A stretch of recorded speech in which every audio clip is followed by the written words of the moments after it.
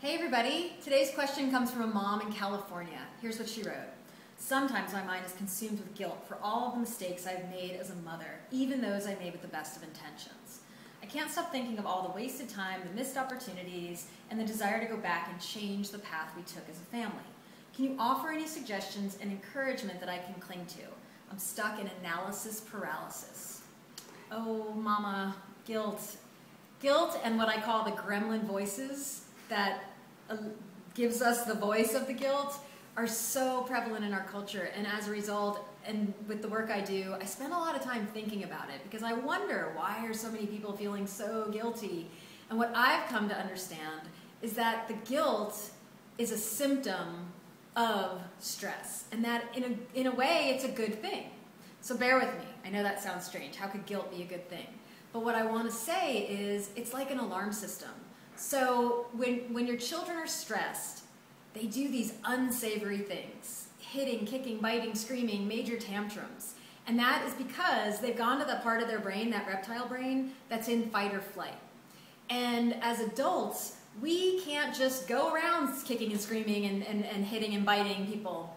But what we have learned to do, especially women in our culture, is go inward and fight ourselves. And so what I'm putting forth is the idea that guilt, those you should be doing this, you should have done it this way, why didn't you know, why didn't you do this, that's just a symptom, that's just a sign, that's the alarm going off saying, I'm stressed, I'm overwhelmed, I need more help, I need you to pay attention to me, meaning you paying attention to you.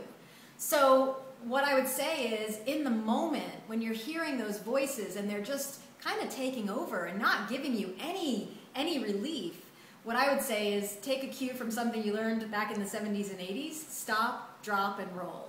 So what I mean by that is when you start to feel guilty, when you start to hear those voices telling you why you should and why you shouldn't, stop. Just say out loud the word stop, stop, stop, stop, stop, stop.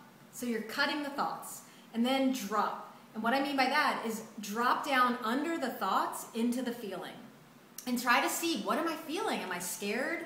Am I angry? Am I tired? Am I frustrated? Am I lonely? Whatever it is, just hang out with that. And then third, roll with it. Try to get in touch with the sensation in your body that you're feeling that's associated with that emotion.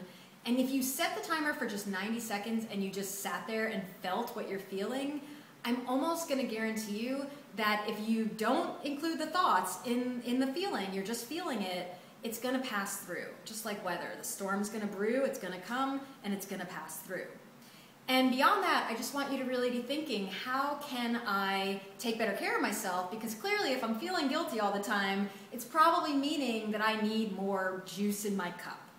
So what I want you to do this week is just practice. There's probably going to be moments when you feel overwhelmed, when you feel stressed, and maybe those gremlin voices are going to pop up. And what I want you to do is stop, drop, and roll.